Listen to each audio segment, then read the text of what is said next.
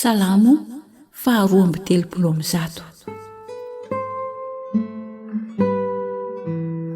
Vavaka ho an'ny tranon'Andriamanitra sy ny ankohonan'i Davida. Jehovah, tsarovy Davida noho ny fiahiny rehetra, dia ilay nianina tamin'i Jehovah sy nivoady tamin'ny maherin'i Jakoba hoe tsy mba hiditra ao andaiko aho na hiakatra farafara fandriako, tsy mba havelako atoro ny masoko na horendrehana ny odi-masoko.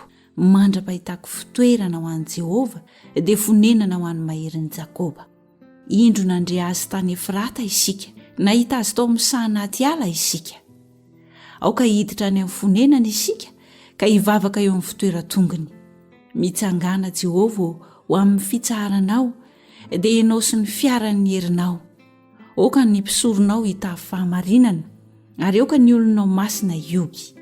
Noho ny amin'ny Davida mpanomponao dia aza mampiala maina ny tavany voahositrao. Jehovah efa nianina tamin'i Davida ary marina izany ka tsy hitsoahany. Ny ateraky ny kibonao no apetraka ao eo ambonin'ny seza fiandriananao. Raha ho tandremany zanakao ny fanekeko sy ny teny vavolombeloko izay ampianariko azy, dia hipetraka eo ambonin'ny seza fiandriananao mandrakizay doria kosa ny zanany. Fa Jehovah efa nividy any Ziona ary naniry azy ho fonenany. Ity hoy izy no fitsaharako mandrakizay doria. Eto no honenako fa efa niriko ity.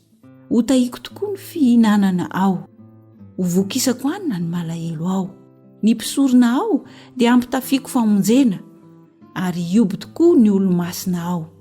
Ao no ampitsomoako tandroka ho an'i Davida sy anamboarako jiro ho an'ny voahositro. Ny fahavalony ampitafiako henatra, fa eo aminy kosa no amirapiratra satroboninahany.